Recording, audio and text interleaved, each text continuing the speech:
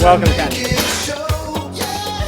A lot of praise for Sina Weibo going on around here on the panel while you were backstage. One of the interesting things that I'd just like to start out with, is Sina Weibo, talk about the differences between Sina Weibo and Twitter. What are the... It's like the difference between China and the United States. Okay, big topic. Yeah. So I get this question a lot, and I think this is a very good question, very basic question. I think, as many of you know, Weibo started about 3 years ago. When it first started, it started like a Twitter, I think, in China. So it's mostly a microblogging platform. But over the years, I feel that the Weibo has really grown a lot. Now, still mostly as a microblogging platform. People use this to broadcast, to write their own thoughts, to follow other people's. But at the same time, we have added a lot more social network features. So now I think to today, it looks like Twitter, but also looks a little bit like Facebook. Yeah, I mean, the question is Sina Weibo, we used to do a chart right. of all the different social media platforms in China, how they relate to their equivalents globally. We used to put Sina Weibo clearly in the Twitter department. Correct. Now we have a dotted line. Yeah. Are you Facebook or are you Twitter? And if you are Facebook, what is the case you would give for your Facebookness? So again, I think I struggle to position this as how does this fully align with Twitter or Facebook? But as I said, I think mostly still as a microblogging platform at this stage, so it's more like Twitter than Facebook. But again, a lot of the functionalities and the social network features that you can find on Weibo, you probably can't find it on Twitter. And the newest version, V5, which is in beta testing right now, as some of you might have already got invited, but a lot of you will get to see that very soon. I think you will, even from a visual perspective, I think you will also look a little bit like some of the Facebook features as well now. So speak a little bit about the user engagement. How many users do you have? Is it growing? Are they active? Great. So at the end of Q2, so we just announced we have 368 million users on Sina Weibo right now. So compared to 3 months ago, so Q1 of this year, that's about 13.6% growth in terms of user base. So I think that obviously is already, continues to be a very strong growth. But I think more important than that, Thomas, as you mentioned, engagement, which I think is probably an even more meaningful metric to look at. I think the DAU, so the daily active user ratio continues to grow as well. So Q2, at the end of the Q2, compared to the end of Q1, that's about 20% growth, so even higher than the user base growth. So about 10% of the overall users right now are daily active users. So from an engagement perspective, every day we have over 100 million posts, that's being posted on Weibo. And also I saw a recent study during the Olympics period. So this is according to Hitwise. So they did a research. So among all the people who have accessed all the 4 Weibo products in China, so as some of you might know, unlike in the Western society, that's just one Twitter. So we do have multiple Weibo products in China, right? But among all the people who have access to all these 4 Weibo products from the PC clients, Sina Weibo accounted for over 70% of the time spent during the Olympics period. So I think all these stats, the recent stats shown, I think the user base continue to grow, the user engagement continues to grow, and it's very high, interactive platform. Talk about the demographics of them. Are they coming from Beijing, Shanghai? Is it second or third tier cities? Where would you say your competitive advantage is against, frankly, there are a lot of other Weibo-like products? Yeah, no, that's a great question. I think one of the Sina Weibo's competitive advantages is we have definitely the leading position within the top tier cities, tier 1, tier 2 cities. And I think this is where Sina Weibo really shines. And I think obviously for some of the other products, maybe some lower tier cities, they have a bigger market share. But again, I think when you look at the consumers, the target audience who you want to reach for many of your brands and things like that, and I think this is where a lot of the consumers, we believe that they're on the Sina Weibo platform. Mobile. If you look at Twitter versus Sina Weibo, there's a large portion of Twitter's users actually use the desktop clients. Right. What is the percentage with you? So the ratio we're seeing right now about 50%. About 50% of the traffic is from the mobile clients, for Weibo. I think which is, around the same range as like Facebook and some of these other social networks. But that's what we're seeing right now. And is it growing? Is it, or is this something? Yeah, we have definitely seen the growth in the accessing Weibo through mobile over the last year or so. I think that this trend, as many of you know, obviously mobile becomes a more just frequently used device. So I think people use it. But again, I think for users, they will use multiple platforms, multiple devices, right? So when I get up in the morning, I probably check these things on mobile, but when I get to work, I probably do a lot of reading and posting stuff on my PC. So I think, both devices will continue to exist for different users. Business and Sina Weibo. What are the ways that you've seen businesses engaging? What has been most powerful and what's been most useful? And I'm also taking questions from the floor if you will tweet SMM Asia. Sure.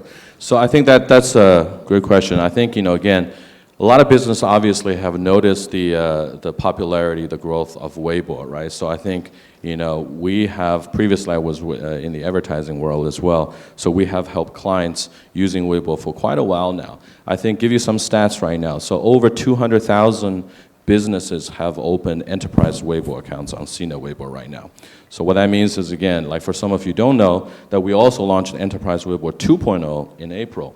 So for businesses, when you open a Weibo account, you have more functionalities, more features, than regular consumers. So I think, a lot of businesses, I said, like they have opened the account on Weibo, they have done content marketing, they have done posting, they have engaged in agencies, they have set up internal teams. But what I call them, is mostly Weibo 1.0, and I think, this is what we have seen, over the last 2 years or so. I think, what I mean by 1.0 is mostly, basically what you can do with 140 characters, right? So it's like the Twitter, so like, what can I say? What do I say? Maybe 4 or 5 times. What do I say to my fans? What do I do? Now, I think that has proven pretty effective for a lot of businesses. I think, give you one example. I think, we used to work for Lynx, also known as Axe for Unilever, right? Last year in China, they launched the brand in China mostly through social media, through digital, and they used Weibo and to launch the brand, launch 2 products, and without any paid media, they were able to accumulate 70,000 fans within 2 months. So that obviously is very successful. And a lot of brands honestly have been doing similar things, creating interesting content, engaging with consumers. But again, I think it's about time we move beyond that. And what is the 2.0? What's an example of the 2.0, the best case scenario? So I think 2.0, again, I'll call 1.0 as dialogues, mostly dialogues. Okay. And I think 2.0 needs to be moving beyond dialogues. And I think that has 3 main parts. And I think one is you need to think about in terms of social branding, social CRM, and social commerce. Now, I think social branding probably easier to understand. I think a lot of these brands, what they have been doing is through these content marketing, through these posting, that's what they have been doing. A lot of times branding, product launch, and things like that. But social CRM and social commerce, I think it's upcoming. More and more brands are thinking that way, but I think still a lot of things to do there. So that's kind of the 3 directions I would say the brands should think about. So. Is there a brand you could talk about that's done one, or is there a particular campaign you could mention? Yeah, I mean, I think, obviously a lot of companies, but actually maybe before we go to get some specific examples, I'll just give you a little bit more idea what we mean by that, and as Sina, what are we doing to help business, what kind of products and tools that we have created, and then I'll give you some examples how business have using them. So I think, again, like moving beyond that 1.0, that dialogue marketing, and I think you need to look beyond that box, the post box of 140 characters. So I mentioned earlier the Enterprise Weibo 2.0, and I think I want to just expand on that a little bit more. I think it's a pretty significant upgrade, from the 1.0. In 3 different ways. First is the presentation layer, right? So your enterprise Weibo now can be much more customized. It's also SEO enabled, so which means what you post on your enterprise Weibo account, these content are searchable, by regular users. So that's actually very, very significant. So people don't have to be fans to discover your content. And a lot more other links and things like that, allowing brands to treat your enterprise Weibo as your new marketing hub on the platform. And you can link to other digital assets, such as your brand sites, your e-commerce sites, and campaign sites, so on and so forth. So that's the presentation layer. But I think the second thing is very important, and I will invite you guys to think more about, is the app engine. So we have the open API, for the apps now. So again, when Sina created this enterprise Weibo stuff, so we have provided the basic functionalities. We have give the business some video pages, video apps, store apps, and things like that. But the open API for the apps are very significant because business can, based on your own needs, to develop apps, apps, or pages in a sense that live within your enterprise Weibo that can significantly extend the functionalities. I will give one example just in a little bit. And I think the third major improvement is the backend data. Right, so data is very important. I'll talk about the data as well. Okay, by the way, you've been answering several of the tweets that have been coming through. One of them was about the future of the API. Will you make it harder or easier to use? Easier. We're interested in the data offered from the API. Some have said that you could close this and make a lot of money, or will you keep it open? Yeah, so the Weibo's direction, we definitely want to become an open platform. So I think a lot of things, will continue to open up and then provide these values to brands and agencies. And then we open it in terms of API. There are several ways of opening that, right? So there's data API. I think a lot of companies have been using that already. I know Sam will be talking about that later. So CIC is one of our strategic partners that we have been providing a lot of data for them. They in turn turn into insights. CIC being a research company, so Yes. they're researching what consumers are saying online. They're using your API. Yeah. Yeah. Another question is on analytics. Yeah.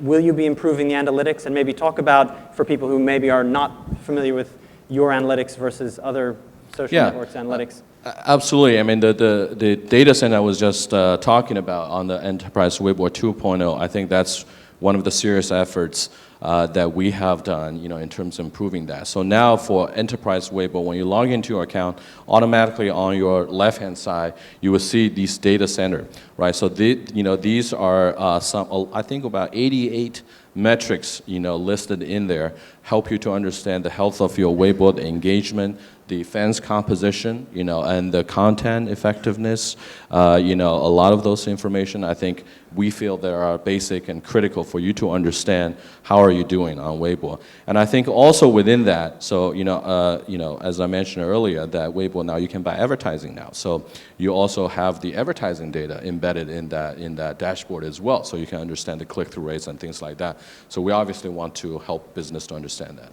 Another question, Mark Liversidge. Will you be looking towards leveraging social gaming?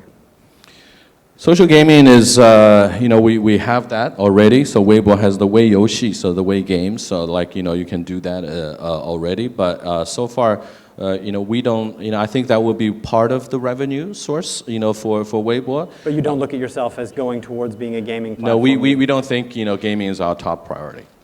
Okay. Another question has come up in a number of different forms, sort of,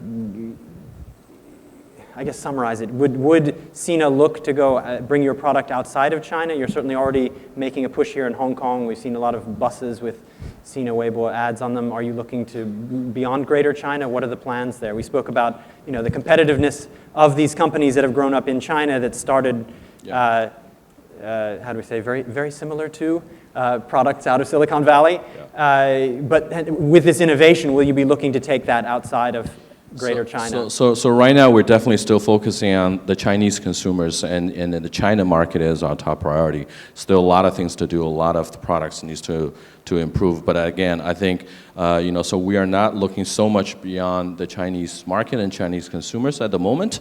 But the interesting thing is, when I was in the States, when I post something on my Weibo, there's a little function to say how many people are posting Weibo around you. So I think there's about 500,000 last time I heard just in the Bay Area, let's say, within San Francisco, are using Weibo. So, for a lot of other products, that's probably a pretty healthy number already. But again, as we all know, I think the China market still has so much potential. So for us right now, we're still focusing on the China market, the greater China market. Yeah. One thing that from the Twitter feed, one thing that Sina Weibo has been very good at, I'd like you if you could talk for a moment on that, is celebrities. And what is the relationship between Sina Weibo and celebrities? It's something that happened with Twitter, but I think Sina Weibo has sort of had that as appears to have made that a goal and been using that very successfully. Yeah, no, I think there's, the celebrity power has definitely been one of the success factors for Sina Weibo, and I think this is how,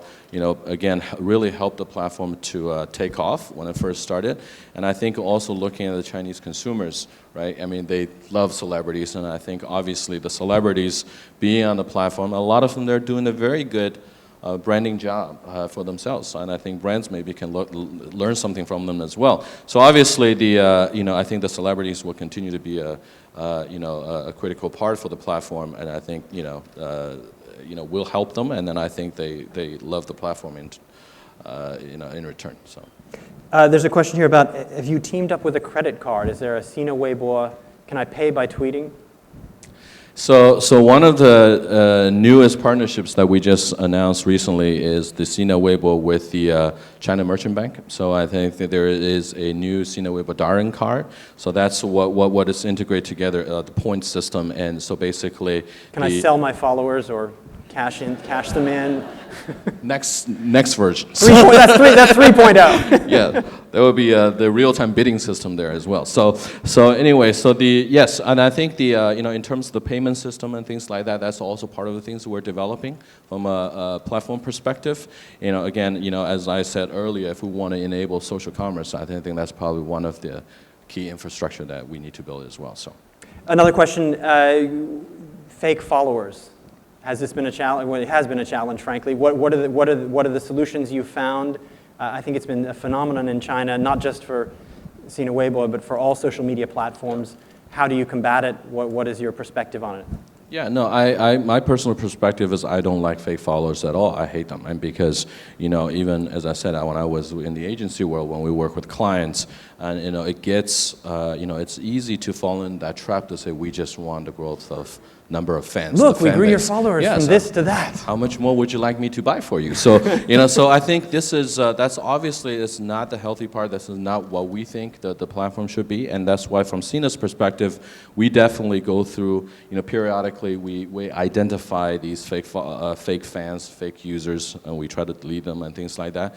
But I think so this is what we can do from a platform perspective, and I think there's a lot of things that the brands and agencies can do as well, right? So we want to help brands to understand what other key metrics and KPIs you should look at in terms of doing Weibo marketing and things like that. So I would encourage brands to look at more from an engagement perspective, from brand loyalty, so social CRM and social business. So when you drive real business, it's hard for a fake fan to drive real business. If they do, cherish them. So, right. But anyway, so I think again, as I said, I think brands need to look at the right things so that discourage these just blindly chasing off the number of fans, but really look at the quality fans and what business value they bring to you. Excellent. Thank you very much, Ken Hong. Fantastic session on Sina Weibo.